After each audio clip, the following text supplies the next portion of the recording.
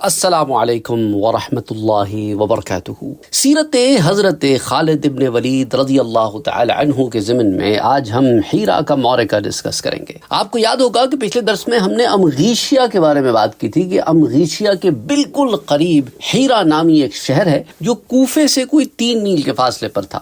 وہاں کے حاکم مرزبان ارازبہ کو جب حضرت خالد کی عظیم الشان فتوحات کا حال معلوم ہوا جو انہیں الیس اور امغیشیا میں حاصل ہوئی تھی، تو اس سے سوچا کہ اب اس کی باری ہے، تو خالد رضی اللہ تعالی عنہ اسے کسی طرح نہیں چھوڑے۔ اس متوقع خطرے کے پیش نظر اس نے جنگ کی تیاریاں شروع کر دی۔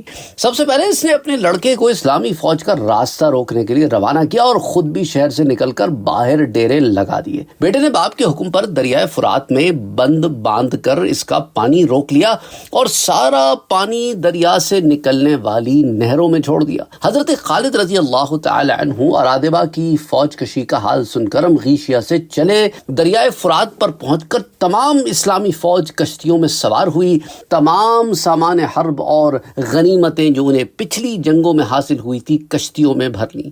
اسی اثنا میں ایرانیوں نے دریائے فرات کا رخ تبدیل کر دیا اور مسلمانوں کی کشتیاں کیچڑ میں پھنس کے رہ گئیں، اور خالد رضی اللہ تعالی عنہ نے یہ دیکھ کر کشتیوں کو ساز و سامان سمیت وہیں چھوڑا اور خود فوج کو لے کر بہت ہی پھرتی سے ارازبہ کے بیٹے کی طرف بڑھنے لگے جو دریائے فرات کے دہانے پر کھڑا پانی کا رخ تبدیل کرنے کے کام کی نگرانی کر رہا تھا۔ مسلمانوں نے پہنچتے ہی اس پر اور اس کی فوج پر حملہ کر دیا۔ ابن ارازبہ یعنی کہ ارازبہ کا بیٹا اس ناگہانی حملے کے لیے بالکل بھی تیار نہ تھا۔ اسے وہم بھی نہ تھا کہ مسلمان یوں یکایک اس تک پہنچ جائیں گے۔ حملہ اس قدر اچانک ہوا کہ ارازبہ کا بیٹا اور اس کی فوج کا کوئی بھی آدمی زندہ نہ بچ سکا۔ سب وہیں ڈھیر کر دیے گئے اور مسلمانوں نے دریائے فرات کا بند توڑ کر پانی کو دوبارہ جاری کر دیا۔ اسی دوران میں شہنشاہ ایران ارد شیر کا انتقال ہو گیا۔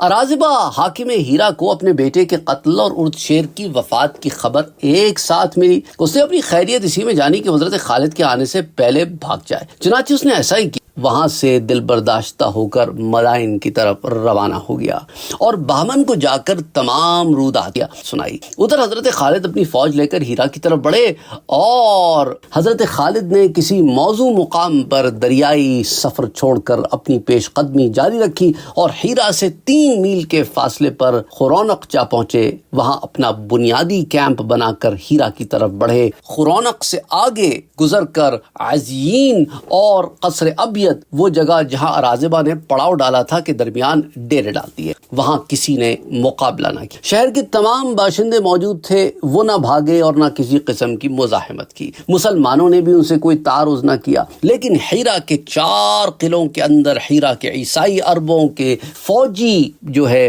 آرمی جو ہے ان کی بیسکلی موجود تھی، جو اپنے سالاروں کے تحت مسلمانوں کے خلاف لڑنے کو تیار تھی۔ 4 قلعوں میں ان کے سرداروں کے 4 محل تھے جو قصر ابیض، قصر اللہ ستین، قصر بنو مازن اور قصر بقیلہ کے نام سے تھے۔ حضرت خالد نے ہر قلعے پر حملہ کرنے کے لیے الگ الگ 4 فوجیں ترتیب دیں۔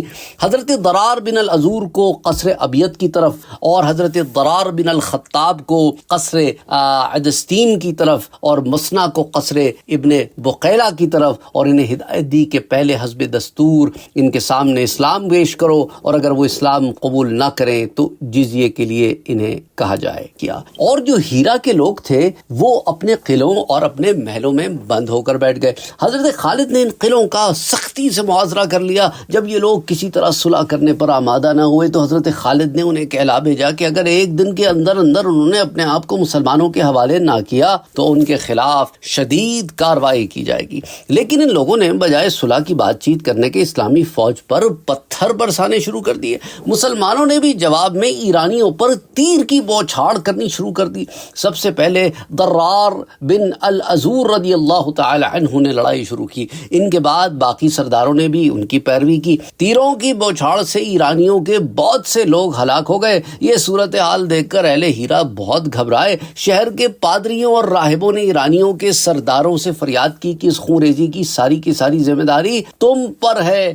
اللہ کے لیے یہ پتھر برسانے بند کر دو اور لوگوں کو اس مصیبت مصیبت سے نجات دلاؤ۔ اگر وہ جزیے کی ادائیگی سے بھی انکار کر دیں تو ان پہ حملہ کیا جائے، مگر عیسائی عربوں نے کوئی شرط تسلیم نہ کی۔ سب سے پہلے حضرت ضرار بن العذور نے قصر ابیض پر حملہ کیا اور ان کے ساتھ ہی باقی مسلمان سپہ سالاروں نے بھی حملے کر دیے۔ عیسائی عربوں نے شروع میں قلعوں کی فصیلوں سے بڑی جیداری سے مدافعت کی، مگر آخر میں بھاگ نکلے۔ ناچار ہو کر قلعوں اور محلوں کے سرداروں نے صلح پر آمادگی کا اظہار کر دیا۔ انہوں نے اسلامی فوج کے سرداروں کو کہلا بھیجا کہ ہم آپ کی پیش کردہ تینوں باتوں میں سے ایک بات کو قبول کرنے کے لیے تیار ہیں، اس لیے براہ کرم لڑائی بند کر دیں اور اپنے سپہ سالار کو اس کی اطلاع دے دیں۔ چنانچہ لڑائی بند کر دی گئی۔ اپنے وعدے کے مطابق سرداران حیرہ، ایاس بن قبیصہ طائی، عدی بن عدی ابن اکال اور عمر بن عبد المسیح نے اپنے اپنے قلعوں سے نکل کر معززین شہر کے ہمراہ اسلامی فوج کے سرداروں کے پاس یہ لوگ پہنچے، جنہوں نے حضرت خالد رضی اللہ تعالی عنہ کے پاس ان لوگوں کو روانہ کر دیا۔ آخر قصر ابن بقیلہ کا بوڑھا عیسائی سردار، جو اپنی عقل مندی اور فراست اور اثر و رسوخ کی وجہ سے ایک ممتاز حیثیت کا مالک تھا، قلعے سے نکل کر حضرت خالد کی طرف روانہ ہوا۔ وہ شہنشاہ ایران نوشیروان کا زمانہ بھی دیکھے ہوئے تھا اور شاہی ادب اور حرب و ضرب کے امور سے بھی واقف تھا۔ وہ جب حضرت خالد کے سامنے پہنچا تو آپ نے اس سے پوچھا تمہاری عمر کیا ہے؟ عبد المسیح نے کہا 200 سال۔ ان کی مزید سوال و جواب میں ایک گفتگو ہوئی جو کتابوں میں موجود ہے۔ سوال کہ تم نے آج تک دنیا میں کون سی بات عجیب تر دیکھی ہے؟ تو جواب میں بوڑھا کہنے لگا ہیرا اور دمشق کے درمیان ایک عورت روٹی کا ٹکڑا لے کر سفر کرتی ہے، مگر اسے کوئی روکنے ٹوکنے والا نہیں۔ یہ اشارہ تھا نوشیروان کے عدل کی طرف۔ حضرت خالد نے سوال کیا تم کہاں سے آئے ہو؟ جواب دیا میں اپنے باپ کی ریڑھ کی ہڈی سے۔ پھر حضرت خالد نے پوچھا میں پوچھتا تم کہاں سے آئے ہو؟ کہنے لگا میں اپنے ماں کے رحم سے آیا ہوں۔ تو کہا جانے کا ارادہ ہے؟ حضرت خالد نے پوچھا تو کہنے لگا اپنے سامنے کی طرف۔ حضرت خالد کا ان سوالات کے پوچھنے کا مقصد یہ دریافت کرنا تھا کہ تم کس مقام کی طرف سے آئے ہو اور میرے پاس کیسے آئے ہو، مگر بوڑھا عیسائی سردار انہیں فلسفیانہ انداز میں جواب دیتا رہا۔ پھر آپ نے پوچھا اچھا تمہارے سامنے کی طرف کیا ہے؟ کہنے لگا آخرت۔ حضرت خالد نے اس جواب سے جھلا کر کہا تم کہاں کھڑے ہو؟ کہنے لگا زمین پر۔ حضرت خالد نے کہا لعنت ہے تم پر، تم کس چیز کے اندر ہو؟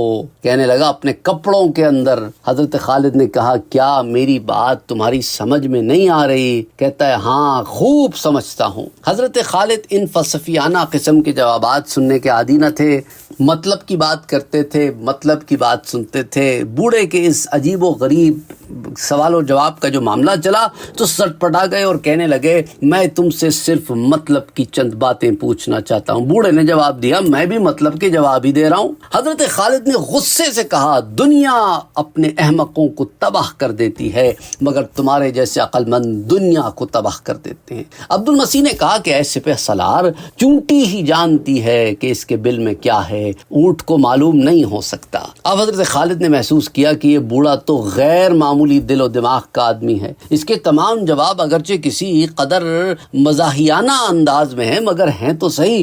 آپ نے بوڑھے سے سنجیدگی کے ساتھ پوچھا مجھے کوئی ایسی بات بتاؤ جو تمہیں آج تک یاد ہو۔ عقل مند بوڑھا چند لمحے سر جھکائے کچھ سوچتا رہا، پھر بولا اے مسلمانوں کے سالار اعظم، مجھے وہ دن خوب یاد ہے جب ان قلعوں کے عقب میں چین کے جہاز اپنے بادبان پھیلائے ہوئے آئے تھے۔ نوشیروان کے عدل و انصاف کے دور کی طرف بوڑھے کا یہ دوسرا اشارہ تھا۔ مختلف مورخوں نے مختلف انداز میں اس گفتگو کو لکھا ہے۔ آخر حضرت خالد نے کہا میں تم کو اللہ اور اسلام کی دعوت دیتا ہوں، اس صورت میں تم ہمارے بھائی ہوگے، ورنہ جزیہ ادا کرو، ہم تمہارے دشمن سے تمہارے لیے بچاؤ کریں گے، اور اگر تمہیں یہ دونوں صورتیں منظور نہیں ہیں تو میں پھر تلوار سے فیصلہ کروں گا۔ عبد المسیح چند لمحات سوچتا رہا اور پھر کہنے لگا ہم آپ کے خلاف لڑنے کا قطعاً کوئی ارادہ نہیں رکھتے اور اپنا دین بھی چھوڑنے کے لیے تیار نہیں ہیں، ہم جزیہ ادا کریں گے۔ غرض یہ کہ صلح کا عہد نامہ مرتب ہو گیا۔ عبد المسیح رخصت ہونے لگا تو اس کے خادم کے پاس حضرت خالد کو ایک تھیلی نظر آئی۔ آپ نے پوچھا یہ تھیلی کیسی؟ عبد المسیح نے جواب دیا اے مسلمانوں کے سردار، اگر میری اور آپ کی گفتگو کا کوئی نتیجہ نہ نکلتا اور مجھے نظر آتا کہ میری قوم تباہ ہونے والی ہے تو میں اس تھیلی میں رکھے زہر قاتل کو کھا کر ختم ہو جاتا اور اپنی قوم کی تباہی دیکھنے سے پہلے مر جاتا۔ معاہدے کی وجہ سے اہل ہیرا نے سالانہ 1,90,000 درہم ادا کرنے کا وعدہ کیا۔ حضرت خالد باری باری ہر قلعے کے لوگوں سے ملے اور انہیں ملامت کرتے ہوئے فرمایا تم پر افسوس تم نے اپنے آپ کو کیا سمجھ کر ہم سے مقابلہ کیا؟ اگر تم عرب ہو تو کس چیز نے تمہیں اپنے ہی ہم قوم لوگوں کا مقابلہ کرنے پر ابھارا؟ اور اگر عجمی ہو تو کیا تمہارا یہ خیال ہے کہ تم ایک ایسی قوم کے مقابلے میں جیت جاؤ گے جو عدل و انصاف کرنے میں اپنی مثال نہیں رکھتی؟ حضرت خالد کے الفاظ ان کی بے نظیر سیاست پر دلالت کرتے۔ اس سے معلوم ہوتا ہے کہ خالد ابن ولید ایک بے مثل سپہ سالار ہونے کے ساتھ ساتھ ایک بہت ہی زبردست سیاستدان بھی تھے۔ اس کے بعد آپ نے انہیں فرمایا کہ ہم تمہارے سامنے 3 باتیں پیش کرتے ہیں، ان میں سے تمہیں ایک نہ ایک بات قبول کرنی ہوگی۔ پہلی بات ہماری یہ ہے کہ تم دین اسلام میں داخل ہو جاؤ، اگر یہ بات تمہیں قبول نہیں تو جزیہ ادا کرنے کا اقرار کر لو، اور اگر یہ دونوں باتیں قبول نہیں تو پھر آ جاؤ، میدان میں مقابلہ ہوگا، تلوار فیصلہ کرے گی۔ ہم تمہارے مقابلے کے لیے ایک ایسی فوج کو اپنے ہمراہ لائے ہیں جو موت کی اتنی ہی عاشق ہے جتنے تم زندگی کے عاشق ہو۔ اور ان سرداروں نے جزیہ دینا قبول کر لیا۔ 1,90,000 درہم سالانہ جزیہ پر اہل حیرہ سے صلح ہو گئی۔ حضرت خالد رضی اللہ تعالیٰ عنہ نے صلح نامہ لکھ کر ان کے حوالے کر دیا، اور صلح نامہ کی جو عبارتیں ہیں وہ علماء نے اپنی اپنی کتابوں میں بھی درج کی ہیں کہ یہ وہ عہد نامہ جو خالد ابن ولید نے سرداران حیرہ عدی بن عدی، عمر بن عبد المسیح، ایاس بن قبیصہ اور حیری بن اقال سے کیا ہے۔ اہل حیرہ نے اس عہد نامے کو قبول کر لیا اور اپنے سرداروں کی اس کی تکمیل کے مجاز گردانا ہے۔ عہد نامے کے مطابق اہل حیرہ کو 1,90,000 درہم سالانہ جزیہ ادا کرنا ہوگا کہ جو ان کی قسیسین یعنی پادریوں اور راہبوں سے بھی لیا جائے گا۔ البتہ محتاجوں، اپاہجوں اور تارک دنیا راہبوں کو معاف کر دیا گیا ہے۔ اگر یہ جزیہ باقاعدہ ادا کیا جاتا رہا تو اہل حیرہ کی حفاظت کی ساری ذمہ داری مسلمانوں پر ہوگی، اور اگر وہ حفاظت کرنے میں ناکام رہے تو جزیہ نہیں لیا جائے گا۔ اگر قول یا فعل کے ذریعے بدعہدی کی گئی تو یہ ذمہ داری ختم سمجھی جائے گی۔ یہ معاہدہ ماہ ربیع الاول 12 ہجری میں لکھا گیا۔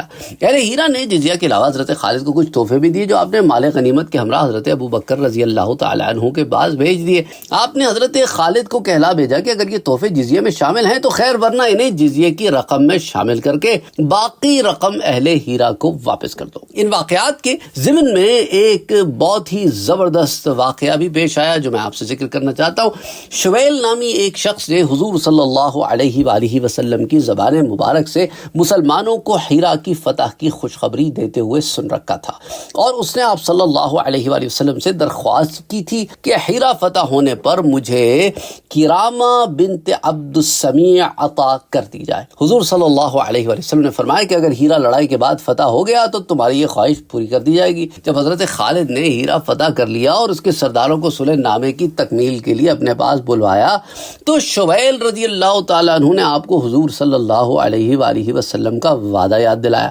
کچھ لوگوں نے گواہی بھی دی کہ واقعی حضور صلی اللہ علیہ وآلہ وسلم نے اس سے یہ وعدہ فرمایا تھا کہ کرامہ شویل کے حوالے کر دی جائے۔ چنانچہ حضرت خالد نے صلح کی شرائط میں شرط بھی پیش کی کہ کرامہ شویل کے حوالے کر دی جائے۔ کرامہ کے خاندان اور باقی قوم کو یہ شرط بڑی عجیب بھی لگی اور گراں بھی گزری، لیکن کرامہ نے ان سے کہا کہ تم فکر نہ کرو اور صبر سے کام لو۔ جس عورت کی عمر 80 سال کی ہو چکی ہے، اس کے متعلق تمہیں کیا خوف ہے؟ اس نادان نے مجھے میری جوانی میں دیکھا تھا اور اس کا خیال ہے کہ جوانی ہمیشہ قائم رہتی ہے۔ چنانچہ کرامہ کے کہنے پر اس کے رشتہ داروں نے اسے سیدنا خالد کے پاس پہنچا دیا۔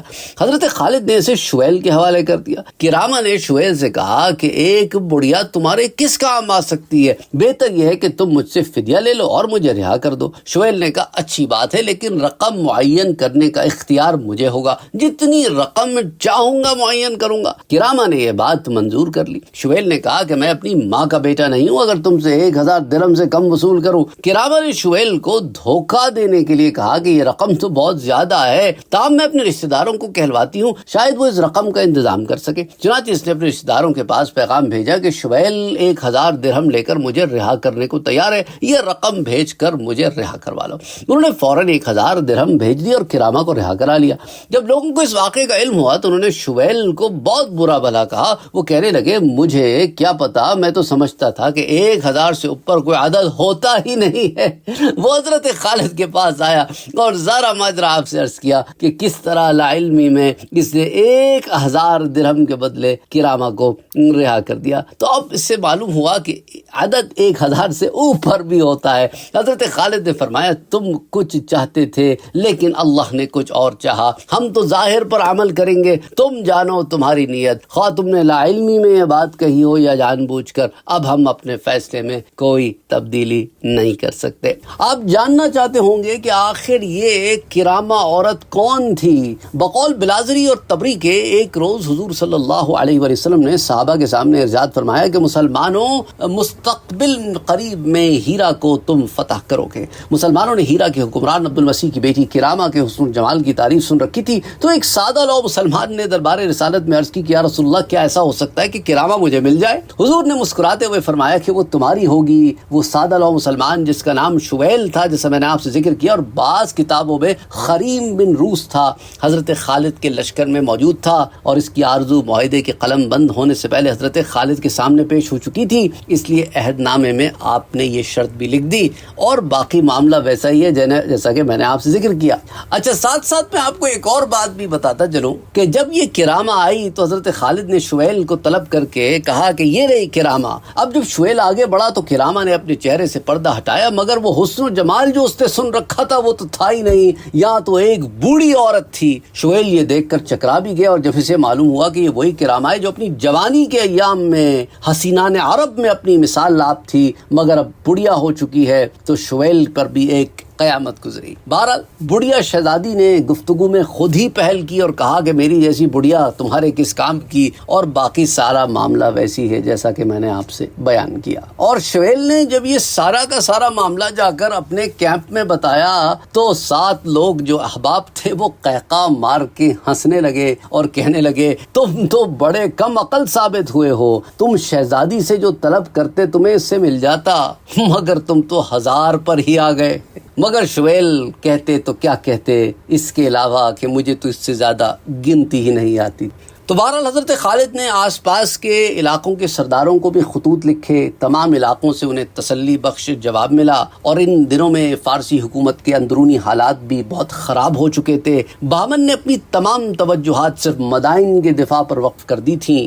بہرحال اہل ہیرا سے صلح ہو جانے کے بعد دیر ناطف کے پادری کا نمائندہ سلوبہ بن نستونہ حضرت خالد کی خدمت میں حاضر ہوا اور آپ سے بانقیہ اور باروسما کے قصبات کے متعلق مصالحت کی۔ اس نے ان دونوں قصبوں اور اس کی ساری اراضی کے لگان کی ذمہ داری قبول کر لی جو دریائے فرات کے کنارے واقع تھی۔ کسریٰ کے موتیوں کے علاوہ اس نے اپنی ذات، خاندان اور قوم کی طرف سے 10,000 دینار دینے کا وعدہ کیا۔ چنانچہ باقاعدہ معاہدہ لکھا گیا کہ یہ معاہدہ خالد ابن ولید کی طرف سے سلوبہ بن نستونہ اور اس کی قوم کے لیے لکھا جاتا ہے۔ اس معاہدے کے مطابق تم سے 10,000 درہم سالانہ جزیہ وصول کیا جائے گا۔ کسریٰ کے موتی کے اس کے علاوہ ہوں گے۔ یہ رقم مستطیع اور کمانے والے افراد سے ان کی آمدنی اور حیثیت کے مطابق سالانہ وصول کی جائے گی۔ اس جزیے کے بدلے مسلمانوں کی طرف سے بانقیہ اور باروسما کی بستیوں کی حفاظت کی جائے گی۔ تمہیں اپنی قوم کا نقیب مقرر کیا جاتا ہے جسے تمہاری قوم قبول کرتی ہے۔ اس معاہدے پر میں اور میرے ساتھ سب مسلمان رضامند ہیں اور اسے قبول کرتے ہیں، اسی طرح تمہاری قوم بھی اس پر رضامند ہے اور اسے قبول کرتی ہے۔ آج سے تم ہماری حفاظت میں داخل ہو، ہم پر تمہاری حفاظت کی ذمہ داری ہے۔ ہم اسی صورت میں جزیہ لینے کے حقدار ہوں گے کہ تمہاری حفاظت سے عہدہ برا ہوں۔ اگر ہم تمہاری حفاظت نہ کر سکے تو جزیے کے حقدار نہ ہوں گے۔ اس معاہدے کے گواہ اور دستخط کرنے والے ہشام بن ولید، قعقاع بن عمر، جریر بن عبداللہ الحمیری اور حنظلہ بن ربیع ہے، اور یہ سفر 12 ہجری میں لکھا گیا۔ اب آ جائیں عراق کے زمینداروں کی طرف۔ وہ اس انتظار میں تھے کہ اہل ہیرا کے ساتھ کیا معاملہ ہوتا ہے۔ جب انہوں نے دیکھا کہ اہل ہیرا نے حضرت خالد کی اطاعت قبول کر لی اور جزیہ دینے کا اقرار کر لیا ہے تو وہ بھی آپ کی خدمت میں حاضر ہوئے اور مصالحت کی درخواست کی۔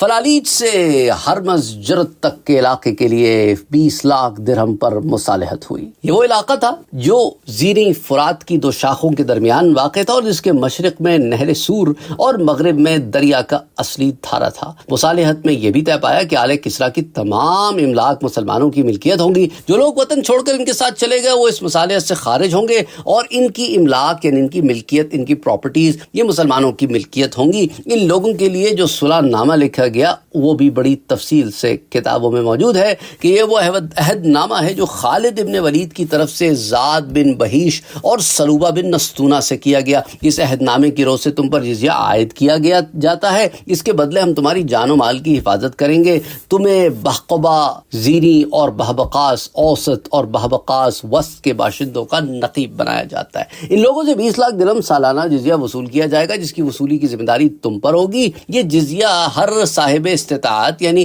anybody who can afford and صاحب مقتدر لوگوں سے لیا جائے گا۔ بانقیبہ اور بارسوما کے محاصل کی رقم اس جزیے کے علاوہ ہوگی۔ آل کسریٰ اور جو لوگ ان کے ساتھ چلے گئے ہیں، ان کی پراپرٹیز کا اس معاملے سے کوئی تعلق نہیں، ان کی پراپرٹیز مسلمانوں کی ملک میں ہوں گی، اور میں نے اور مسلمانوں نے اور بہقباز زیریں اور بہقباز اوسط کے باشندوں نے یہ شرط تسلیم کر لی ہیں، شرائط تسلیم کر لی ہیں۔ اس معاہدے کے گواہ اور دستخط کرنے والوں میں ہشام بن ولید، قعقاع بن عامر، جریر بن عبداللہ الحمیری، بشیر بن عبید اللہ بن خصاصیہ اور حنظلہ بن ربیع ہیں، اور یہ صفر 12 ہجری میں لکھا گیا۔ اس معاہدے اور اس سے پچھلے معاہدے کی تاریخیں ماہ صفر یہ لکھی گئی ہیں، کیونکہ یہ دونوں معاہدے فتح ہیرا کے بعد ہوئے۔ فتح ہیرا دراصل ربیع الاول میں ہوئی تھی، تو معلوم یہ ہوتا ہے کہ یہ تاریخوں کی تحریر صلح کرنے والوں کی طرف سے نہیں، بلکہ بعد میں آنے والے راویوں نے اس میں شامل کر لی ہیں۔ اس لیے ان لیٹرز میں سفر کی تاریخ جو لکھی گئی ہے اس پہ محققین کی یہی رائے ہے کہ یہ غلط ہے، کہ یہ اس معاہدے کا حصہ نہیں تھی، بلکہ یہ بعد میں لکھی گئی، اور تحقیق جنہوں نے ان لیٹرز کو جمع کر کے کتابوں میں لکھا، ان کی تحقیق کی یہ غلطی تھی، کیونکہ یہ معاہدہ سفر میں ہو نہیں سکتا۔ بہرحال حضرت خالد نے عراق کا ایک بہت بڑا حصہ فتح کر لیا۔ آپ نے ہیرے کو مسلمانوں کا فوجی چھاونی بھی بنایا اور مفتوحہ علاقوں کا دارالحکومت بھی بنایا، اور یہ بھی ایک ضروری عمل تھا کہ مفتوحہ علاقے کے نظام کو قائم کرنے کے لیے بھی کوئی ایک ایسا انتظام ہو ایک شہری لیول پر، کیونکہ ہیرا ایک شہر تھا، کوئی چھوٹا قصبہ یا گاؤں نہیں تھا، تو اس کا انفراسٹرکچر شہروں والا تھا، اور اس لحاظ سے دارالحکومت کے فرائض بھی بخوبی انجام دیے جا سکتے تھے، اور کسی نئے شہر کو بسانے کی ضرورت بھی نہیں تھی، تو اسی لحاظ سے یہ ایک بہترین جگہ تھی۔ اچھا، ساتھ ساتھ یہ بھی تھا کہ جنگوں کی وجہ سے نا یہاں کا جو شہری نظام تھا وہ درہم برہم بھی ہو چکا تھا، لیکن اسے دوبارہ قائم کیا جانے کی طرف رجحان گیا، تو اس غرض سے حضرت خالد نے مختلف علاقوں میں امراء مقرر کر کے بھیجے، جن کے سپرد امن و امان اور شہری نظام قائم کرنے کے علاوہ خراج کی وصولی اور سرحدوں کی دیکھ بھال اور حفاظت کا کام بھی تھا۔ اب خراج کی وصولی کے لیے آپ نے جن لوگوں کو رکھا اور کیا کیا ان کو آپ نے کہا، اس پر ہم پھر اگلی دفعہ بات کریں گے۔ آج ہم جنگ ہیرا پر اس کا اختتام کرتے ہیں۔ السلام علیکم ورحمۃ اللہ وبرکاتہ۔ اور جون کا مہینہ سن 633 عیسوی ربیع الاخر 12 ہجری تک دجلہ و فرات کا تمام درمیانی علاقہ مسلمانوں کے قبضے میں آ گیا تھا۔ حضرت خالد نے مفتوحہ علاقوں کی نظم و نسق کا بندوبست ایسا شاندار طریقوں اور عمدگی سے کیا کہ مفتوحہ علاقوں کے لوگ یوں سمجھنے لگے کہ ہم تو گویا جہنم سے نکل کر جنت میں داخل ہو گئے۔ ان انتظامی امور سے فارغ ہو کر آپ نے 2 خطوط لکھے، ایک فارس کے حکمران کی طرف تو دوسرا وہاں کی عوام کی طرف۔ آئیے آپ کو وہ خط بھی سناتے چلے ہیں جو حضرت خالد ابن ولید نے شہنشاہ فارس کے نام لکھا۔ خط کی ابتدا کی بسم اللہ الرحمن الرحیم، خالد ابن ولید کی طرف سے شاہان فارس کے نام۔ الحمدللہ کہ اللہ نے تمہارے نظام کو درہم برہم کر دیا اور تمہارے مقاصد کو بادل کر دیا، اور اگر وہ ایسا نہ کرتا تو تمہارے لیے اور بھی برا ہوتا۔ اگر تم مسلمانوں کی اطاعت قبول کر لو تو ہم تمہیں اور تمہاری سرزمین کو چین سے رہنے دیں، ورنہ تم ایک ایسی قوم کے ہاتھوں مغلوب ہوگے جن کو موت اتنی ہی پیاری ہے جتنی تم کو زندگی۔ فارس کے عوام کی طرف آپ نے جو خط لکھا، اس میں یہ بھی لکھا گیا کہ اگر تم اسلام قبول نہ کرو اور جزیہ ادا کرنے کا وعدہ کرو تو تمہیں مسلمانوں کی حفاظت میسر ہوگی، مگر مدائن سے کوئی جواب نہ آیا۔ Don't forget to like, share, comment and subscribe to Sayyid Saad Qadri.